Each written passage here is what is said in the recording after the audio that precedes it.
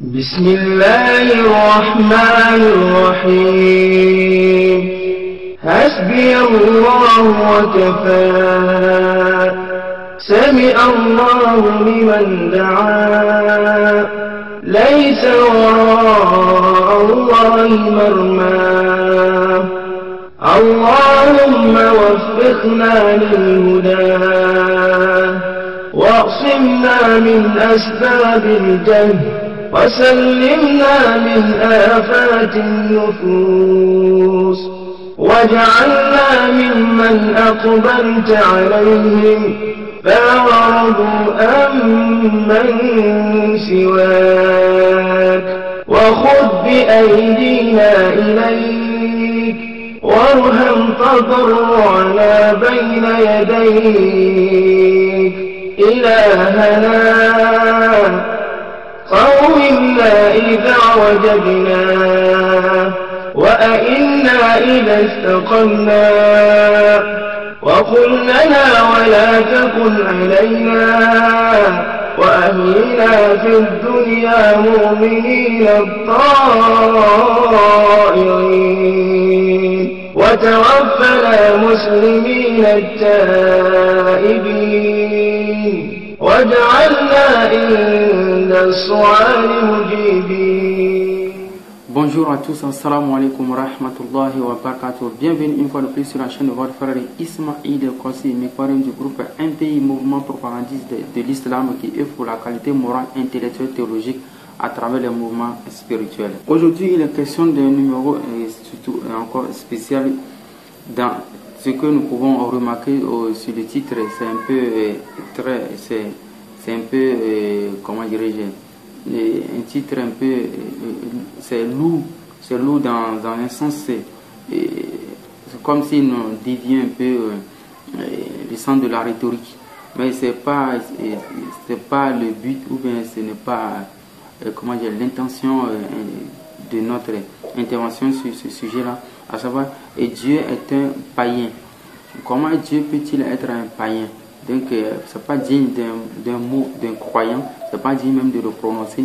Donc d'abord par ce titre, je demande le pardon et l'indulgence et l'amour d'Allah subhanahu wa ta'ala sur moi et sur tous ceux qui verront cette vidéo, mais tous ceux qui ont vu ce titre et puis ils ont cliqué là-dessus. Je demande qu'Allah subhanahu wa ta'ala nous pardonne à tous, parce qu'il n'est pas bon même de marquer un seul instant un désintéressement à son Seigneur, ou en quelque sorte, comme Allah subhanahu wa ta'ala nous le dit dans le noble Coran, Bismillahirrahmanirrahim, Ya ayyuha allazina amanu taqullaha wa qulu qawlan sadida. Donc, vous les croyants, craignez-moi et parlez avec droiture. Voilà, parlez avec droiture. Donc ici, il est dans le sens de la rhétorique d'abord. Ce titre est trop lourd et n'est pas digne de présenter un titre comme ça. On le reconnaît, mais Inch'Allah ta'ala, Allah est miséricordieux qui nous pardonne. Tout c'est de l'intention, comme lui-même l'a dit, donc toute œuvre c'est l'intention. L'intention n'est pas de dénigrer notre Créateur, Allah subhanahu wa ta'ala, mais l'intention c'est de parler d'un sujet perplexe. Dieu est un païen dans la Bible, c'est un sujet que nous allons aborder de façon succincte. Vous remarquerez cela d'abord sur une histoire, et la première histoire qui parle du péché d'Adam et puis Ève, et qui est une histoire racontée dans la Bible de façon pas similaire avec le Nouveau Coran, mais qui portant le même titre, à savoir ce jour-là, que s'était-il passé dans le paradis, puis quel a été l'objectif de l'impulsion d'Adam hors du paradis. Donc tout d'abord, dans la sourate, selon les chrétiens, Adam et puis Ève auraient mangé le fruit, et puis Dieu du coup, étant poussé contre eux, il ne pouvait pas les pardonner, et puis il les a chassés du paradis. Et du coup, à des millénaires passés, il viendra maintenant Jésus-Christ pour porter ses péchés, pour un acte d'expiation pour tous les humains auxquels vous devez en croire pour avoir la vie sauvée. Et du coup, dans le noble Coran, on retrouve la même histoire, on dira plutôt la première histoire sainte, qui est ici une histoire reprise par le prophète Mohammed sallallahu alayhi wa sallam sous l'inspiration divine. Donc, on trouve une large différence entre la formation de l'histoire ou la conceptualisation de l'histoire ou en quelque sorte la littérature purement simple. Donc on trouve une large différence non seulement dans la littérature mais aussi dans la critique d'un logisme ou dans la critique de l'événement de façon judicieuse. Donc si l'on s'en tient à un contexte coranique, du moins ce qui prône la contrariété, comment dire, la dissidence ou en quelque chose la différence majeure entre le Coran et la Bible sur l'histoire, tel que vous l'avions dit, vous remarquez dans la sourate 2 verset 37, Allah subhanahu wa ta'ala il dit fatalaqa adamu min rabbihi kalimati fataba alayhi innahu huwa tawwabur rahim. Donc ici, puis Adam reçut de son Seigneur des paroles et Allah agréa son reparti, car c'est lui, certes, le repentant, le miséricordieux. Donc le verset termine par le miséricordieux. Donc pour nous, le Coran, c'est un livre ancré, c'est un livre que Dieu a révélé aux humains. C'est un livre auquel il faut non seulement lui faire sa publicité, mais de croire, non seulement de croire, mais aussi de vérifier sur tous ces aspects critiques, moraux et puis autres. Et si l'on s'en tient, comment dirais-je, au résumé de l'histoire, donc ici, Adam reçut les paroles de son Seigneur et son Seigneur agréa son repentir. C'est-à-dire, quand l'événement s'était passé, Dieu a recommandé à Adam que non, mais je te l'avais interdit. Et puis ce Dieu nous dit dans le Coran, voilà qu'on ahidna ila Adam, mais comme le fanasi. Voilà qu'on ahidna ila Adam, mais comme le fanasi. Donc, il a donné cette recommandation à Adam et puis Ève que Satan est votre ennemi. Donc, fanasi. Après, quand Satan est venu l'inciter à commettre, à transgresser contre son Seigneur, il a oublié cette recommandation divine précédemment. Donc du coup, Adam était le premier être qui n'avait pas la science. Donc il ne pouvait pas savoir qu'après avoir commis un acte, il faut aller au pardon. Donc du coup, Dieu fut le premier prophète à Adam. Je ne dis pas que Dieu est un prophète, mais Dieu est le premier instructeur ou moi par exemple, mon prophète c'est Mohammed sallallahu alayhi wa sallam. Adam n'avait pas eu de prophète, si ce n'est une instruction directe de son Seigneur. Donc ce Seigneur lui a suggéré et puis de répéter les paroles en disant au Seigneur, mon Seigneur, bon, nous avons transgressé, pardon, nous sommes tes créatures et autres, tu es le miséricordieux, tant. Donc c'est ce que Dieu lui a appris. Et nous perpétuons cet acte aujourd'hui. Quand nous péchons, nous allons tous à la repentance. Nous allons plutôt dire d'un faible. Donc Dieu nous a créé faible. Donc si nous péchons, nous allons vers Dieu, notre Seigneur, bon, nous avons péché, et pardonne-nous comme ça. Et c'est ce que nous perpétuons aujourd'hui. C'est ce qui est dans le Coran, c'est ce que nous perpétuons aujourd'hui. Donc tout chrétien qui demande pardon à son Seigneur aujourd'hui ou qui demande pardon à son frère doit savoir qu'il reprend le même épisode coranique et non pas l'épisode biblique. Sur ce point, nous allons voir entre l'islam et le christianisme qui tranche bien. Donc, entre l'islam et le christianisme qui tranche bien sur cette affaire. Tout d'abord, si les chrétiens pensent peut-être que Dieu n'avait pas pardonné Adam alayhi salam, donc ça veut dire que non, Dieu n'est pas miséricordieux. Du coup, ou peut-être si nous arrivons un peu plus loin, du coup, Dieu lui-même, étant l'omniscient, il redescendra après et puis sous forme humaine et puis nous allons le mettre encore à mort et puis il va nous pardonner par-dessus ce qui ressemble pour nous comme colère. Ça c'est archi faux, c'est pas digne, ça c'est un acte d'un inintellectuel qu'on peut le dire. Par exemple, je donne un exemple comme un individu qui moi par exemple, vous m'avez agressé, vous m'avez agressé la nuit, du coup vous m'avez volé quelque chose, vous m'avez fait quelque chose dans le pays ou dans l'endroit où je vis, la justice interpelle le coupable en question et puis l'emprisonne, après jugement on l'emprisonne et puis on l'impose à certaines dettes et autres là. Bon, juste après cela, bon, peut-être que l'individu en question qui m'a agressé, il a été porté à faire au moins 20 ans, 10 ans de prison. Donc après ce jugement, moi je passe derrière le coupable et je vais à la police et puis bon, je dis aux policiers, mais libérez celui qui m'a agressé, libérez-le et puis moi je viens faire les 20 ans de prison, je viens souffrir à sa place. Mais est-ce possible? Vous comprenez? Donc Dieu, le Créateur, étant en courroux contre nous, il revient encore vers nous encore, on le frappe, on le crucifie, on crache sur lui et il nous pardonne. Non. Il devait seulement nous pardonner dès le premier acte, tel que le dit dans le Coran, et puis c'est fini. Donc des histoires comme ça où on nous dit, c'est la seule miséricorde qui est plutôt maintenant dans le second message du christianisme qui consiste à nous faire croire que Jésus-Christ, qui est son Fils bien-aimé, vient maintenant expier nous les méchants, nos péchés. Ça c'est encore inepte aussi, c'est encore le deuxième message qui est inepte. Du coup, vous avez au moins 3, 4, 5 enfants. Si vous avez 5 enfants, il y a 4 qui sont méchants, qui sont impolis, qui sont insolents. D'ailleurs, il le rappelle dans la Bible, un enfant insolent, c'est que la Bible recommande à cet enfant-là. Donc, je ne vais pas donner ce verset-là, ça dans d'autres vidéos. Donc, du coup, il y a un seul qui est juste, et puis les 4 autres sont des méchants, ils sont impolis, ils sont insolents. Donc, je décide maintenant, moi, le papa, de tuer le juste là pour les méchants. Mais c'est quoi ça? Comprenez? C'est quoi ça? Donc, franchement, nous, on n'est pas là pour ces gens d'histoire, sincèrement, parce que c'est une histoire où beaucoup ont compris que le christianisme ne faut pas devant l'islam. Il n'a pas de valeur devant l'islam. Mais dans un temps où l'islam n'est pas là, le prophète Mohammed sallallahu alayhi wa sallam n'est pas là, le christianisme pouvait rappeler le nom de Dieu aux gens, puis les gens vivaient comme ça, bon, moins à 1%, 2% de croyance en Dieu, avec quelques activités, voilà, c'est comme ça. Mais dès l'avènement du prophète Mohammed sallallahu alayhi wa sallam, tout ça doit aller à l'eau. Donc c'est comme ça, ce sont des histoires qui n'ont aucun sens. Donc vous ne pouvez pas, si vous ne pouvez pas, agir de ces deux manières-là, vous-même, Dieu vous est réincarné en chair, venir vers vous, les coupables pour vous tuer et puis vous les pardonner.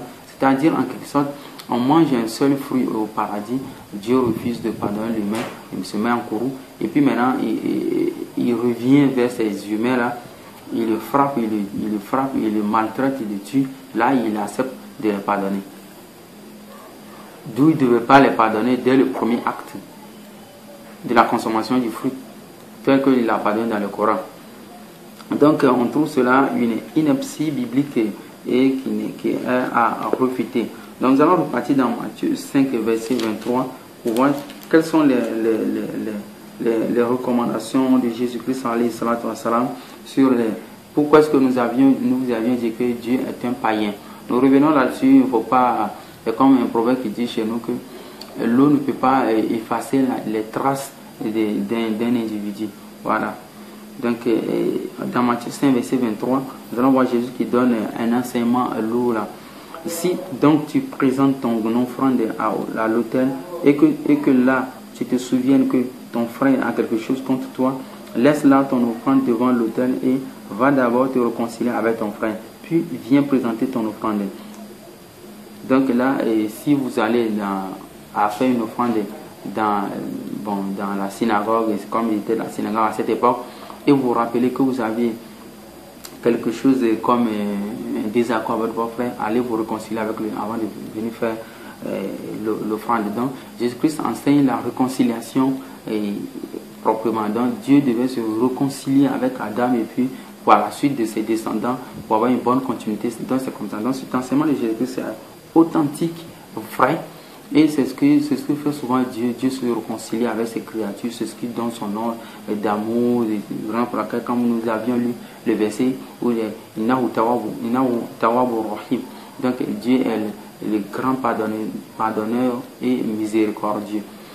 Donc sur ce où nous allons évoluer aussi, toujours dans Matthieu 18, verset 15 là.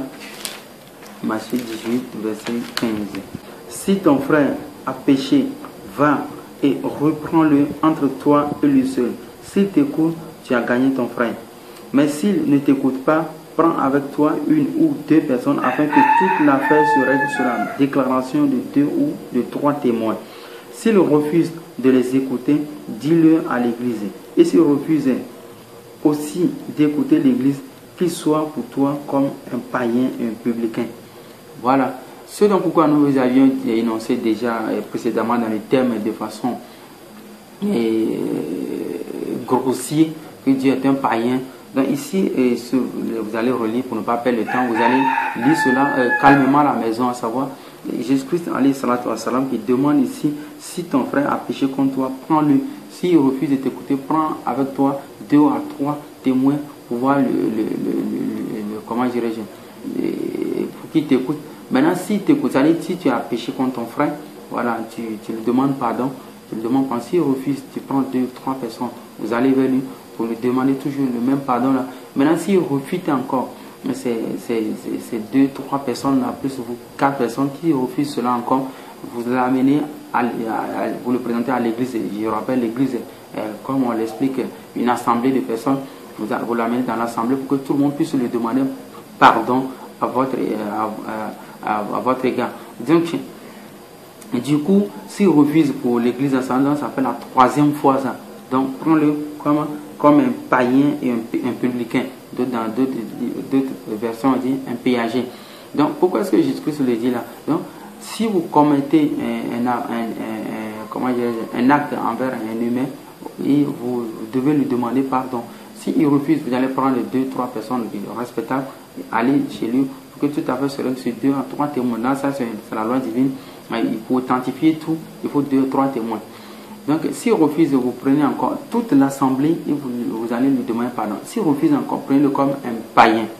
C'est à ce moment, nous allons vous rappeler maintenant le titre qui est aussi qui est mis en vigueur ici sur comment dirais-je, l'aspect qui est donné ici par Jésus-Christ sur un homme qui refuse de pardonner son prochain.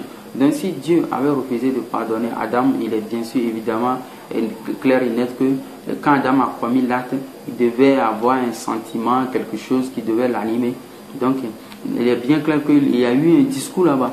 Donc ce discours se retrouve dans le Coran et non pas dans la Bible. La Bible n'a pas des discours authentiques comme ça. Souvent on trouve dans la Bible que des choses qui vont faire plaisir aux païens et autres. Donc c'est comme ça. Dieu est considéré ici comme celui qui avait refusé de pardonner Adam et puis Ève, donc lui aussi c'est un païen. Voilà. Pareil dans Luc 17, verset 3. Vous allez trouver là-bas Luc 17, verset 3. Pareil. Luc 17, verset 3. Voilà, je reviens là-dessus. Luc 17, verset 3. Prenez garde à vous-même. Si ton frère a péché, reprends-le. Et s'il se repent, pardonne-lui. Et s'il a péché contre toi 7 fois dans un jour et que 7 fois il revienne à toi disant je me repens, tu lui pardonneras. Vous comprenez? Ton frère a péché contre toi, tu dois lui pardonner. Voilà, donc ça c'est les enseignements de Jésus-Christ maintenant. D'où les chrétiens pensent que non, Jésus serait Dieu. Donc, Jésus il était Dieu, il fait autre chose là-bas, il revient ici, il fait autre chose ici encore, où Jésus est plus, comment dirais-je, plus amour par rapport à Dieu. Voilà. Sur ce où nous allons vous amener aussi à comprendre dans 2 Timothée 3, 16, où il est dit, toute écriture est inspirée de Dieu. Non, nous allons lire si vous voulez. 2 Timothée 3, verset 16. Voilà, 2 Timothée 3. Car toute écriture est inspirée de Dieu et utile pour enseigner. Donc tout ce que fait Dieu, c'est utile pour enseigner. Tout ce que Dieu nous révèle, c'est utile pour enseigner. Quoi? Pour convaincre. Pour nous convaincre. C'est-à-dire si Dieu avait pardonné à Adam ce jour-là, là, il nous convainc de pardonner à nos frères qui vont pécher contre nous. Étant, comment dirais-je, nous allons suivre ce même exemple de divin pour corriger, non, juste pour nous corriger. S'il y a un humain aujourd'hui qui existe et qui ne pardonne pas à son prochain, il se rappelle de cette histoire d'Adam et puis Dieu, où Dieu l'a pardonné, et là Dieu l'a corrigé pour instruire dans la justice, pour instruire dans la justice, pour instruire dans la justice.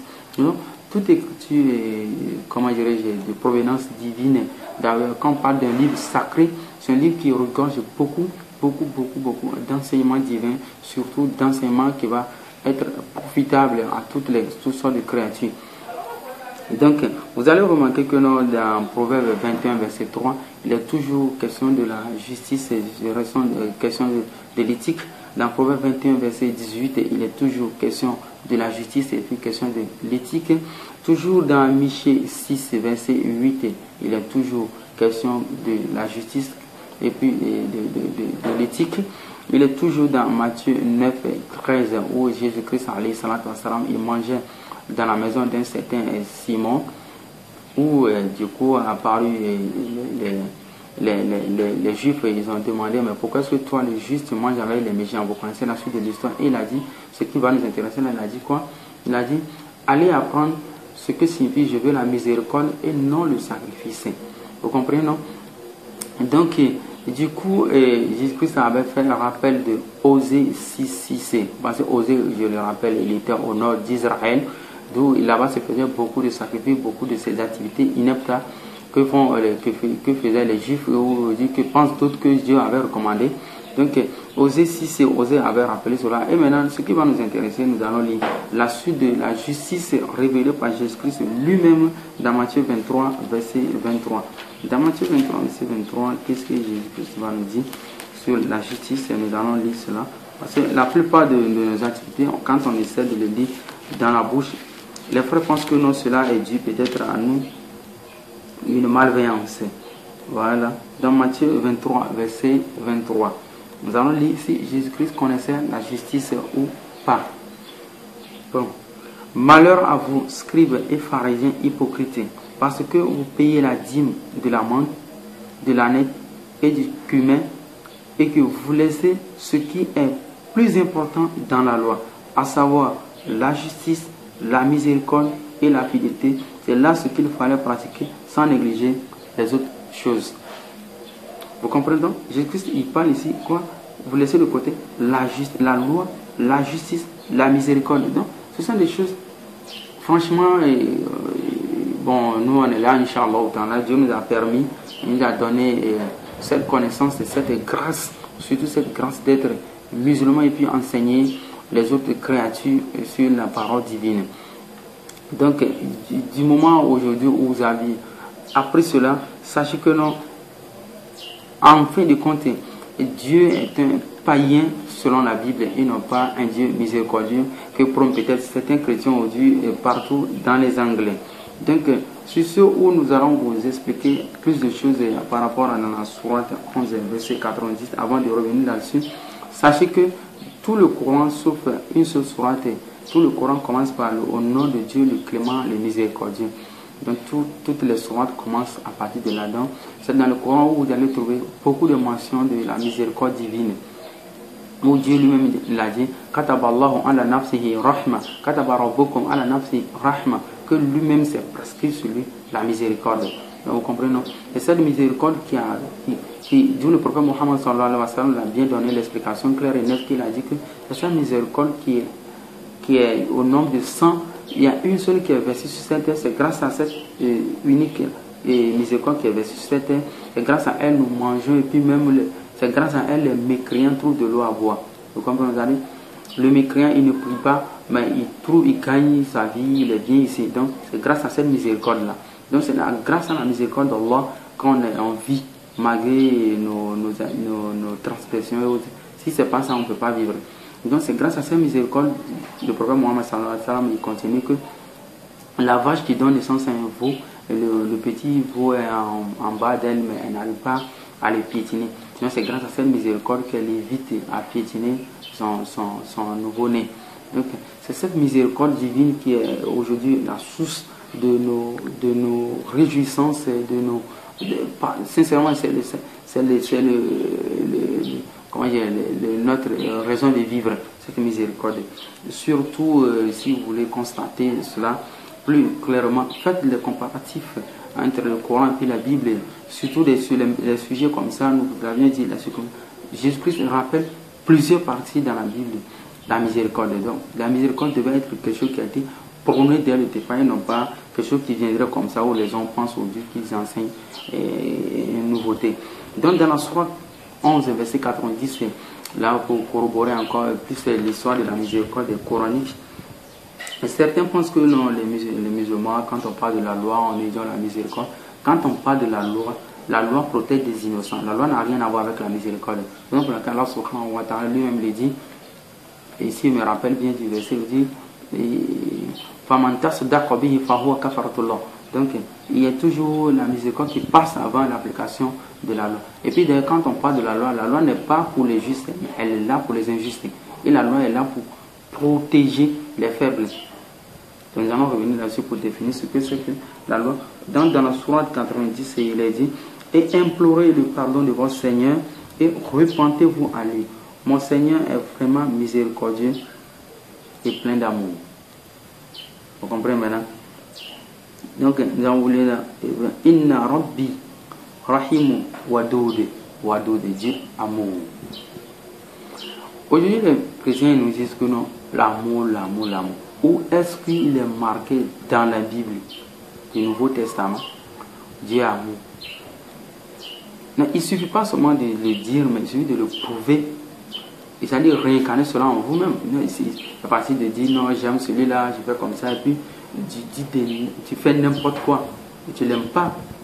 Si Dieu aime les humains depuis Adam, on devait le savoir. Donc depuis Adam, le Coran qui regorge toute une foule, une multitude de rahman, donc qui est un livre, on ne sait pas, mais c'est la beauté de l'humanité, Inch'Allah ta'ala. Donc c'est ce que nous allons vous donner encore dans la sourate 4, verset 135, juste pour égayer encore les esprits. 4, verset 135, juste pour égayer les esprits. Nous avions lu sur la justice qui est normale. Il faut sur la justice, nous avions dit que non. Et Dieu, dans Proverbe 21, verset 3, et Salomon l'a dit, sous l'inspiration divine, que Dieu prend plus de plaisir à celui qui pratique le commandement et plus de plaisir que le sacrifice. Donc, comme Jésus l'a répété dans Matthieu 23, verset 23, sur la miséricorde, on trouve ici dans le noble Coran, dans la sourate 4, verset 135, où Allah subhanahu wa ta'ala nous dit: ô les croyants, entre guillemets, les musulmans, observez strictement la justice et soyez des témoins véridiques comme Allah l'ordonne, fût-ce contre vous-même, contre vos pères et mères ou proches parents. Qu'il s'agisse d'un riche ou d'un besogneux, Allah a priorité sur eux deux, et il est plus connaisseur de leur intérêt que vous. Ne suivez donc pas les passions afin de ne pas dévier de la justice. Si vous portez un faux témoin ou si vous le refusez, sachez qu'Allah est pardonneur, connaisseur de ce que vous faites. Donc Dieu dit ici aux croyants, observez strictement la justice. La justice, c'est que Jésus-Christ n'a rien fait à qui que ce soit pour mériter tout cela. Toute personne qu'on devait prendre au poteau selon la loi de Deutéronome 21, verset 22, n'était aucun bandit, un homme qui a commis un crime digne de mort. Est-ce que Jésus-Christ a-t-il commis un crime digne de mort? Je rappelle ici la théorie des frères des élèves d'Abdul Mahdi en Côte d'Ivoire, d'ailleurs à qui je fais Assalamu alaikum wa rahmatullahi wa barakatuh, les frères qui nous ont imprégnés dans plus de sciences bibliques, qui nous ont amené à plus de profondeur de la Bible. Je le rappelle ici devant l'écran et au monde entier que c'est les frères qui moi m'ont beaucoup marqué, qui m'ont beaucoup instruit, qui m'ont beaucoup, je ne sais pas comment vous l'expliquer, mais ce sont mes patrons. Oui. Quand j'ai remarqué dans Job 25 verset 4 et puis Job 14 verset 5, ces deux versets des frères, vraiment franchement, c'est des frères qui la population doit beaucoup, la Oumma doit beaucoup soutenir, la Oumma doit beaucoup faire des doigts pour eux, la Oumma doit beaucoup recourir à leur courage et puis leur formation intellectuelle. Vraiment, je ne sais pas quoi dire, mais je les lance un grand bravo. C'est ainsi que les frères, avec leur théorie, où ils peuvent vous annoncer, vous avez vu devant les écrans, et Jésus-Christ, selon Proverbe 18, verset 21, là, c'est là qu'il décrit les faux prophètes. Il est toujours décrit encore dans Deutéronome 13, verset 1, toujours il est décrit la mention des faux prophètes. Donc, Jésus-Christ lui-même, il vient pour annoncer que vous allez reconnaître un faux prophète à ses fruits. Donc, vous comprenez, dans Matthieu, je le crois, 13, verset 7, là, je crois, oui. Donc, et si Jésus-Christ n'est pas un faux prophète, pourquoi passerait-il sous un poteau? Donc, il n'est pas avantageux de dire n'importe quoi, Donc, Dieu, si Dieu avait pardonné Adam et Ève le jour où ils avaient commis cela, selon la Bible, Dieu n'est pas un païen. Mais si Dieu ne lui avait pas pardonné selon la Bible, donc toujours selon la Bible, Dieu est un païen. Mais dans le noble Coran, d'ailleurs, qui est ici avec moi, si Dieu avait pardonné Adam et Ève, qui se retrouvent dans le Coran, dans la sourate 2, verset 37, c'est que Dieu est un grand pardonneur. Donc, si Dieu a toujours pardonné Adam, toujours dans le noble Coran, qui se révèle comme un Dieu d'amour, qui est toujours vérifié dans le Coran, c'est que Dieu est toujours un Dieu d'amour. Donc, du coup, on a deux chemins comme ça qui sont disparates les uns et les autres, voire même antagonistes sur des points évidents. Donc, c'est ce où nous allons vous amener à comprendre plus la parole divine et à méditer là-dessus. Aujourd'hui, si nous avions été longs sur ce sujet, c'est pour parler que non, s'il s'agit de décrire Dieu, nous prenons plus de mal sincèrement, s'il s'agit de décrire Dieu. Donc, Inch'Allah, chacun peut penser ce qu'il veut de Dieu, mais ce qui est Dieu, comme on le dit le langage, il faut toujours connaître quelqu'un, il faut toujours l'interroger de ce qu'il dit de lui-même, qui a été souligné par mon grand chef et le grand savant musulman de l'interreligieux, Cheikh Abdul Mani, à qui d'ailleurs j'ai fait Salam alaikum wa rahmatullahi wa barakatuh, un monsieur qui est à l'aise dans la théologie. Et Inch'Allah, pour un autre numéro, merci d'avoir été à l'écoute.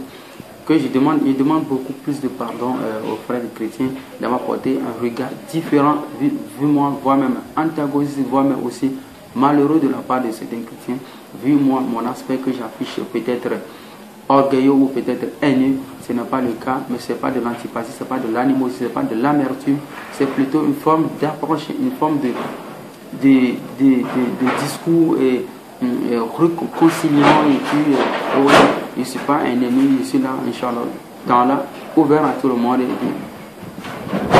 aimé par les frères musulmans, surtout ce que nous essayons d'apporter un peu plus de lumière dans la théologie.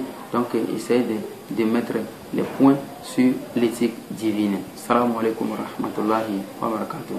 أولئك لهم أجرهم عند ربهم إن الله سريع الحساب يا أيها الذين آمنوا اصبروا وصابروا ورابطوا واتقوا الله لعلكم تفلحون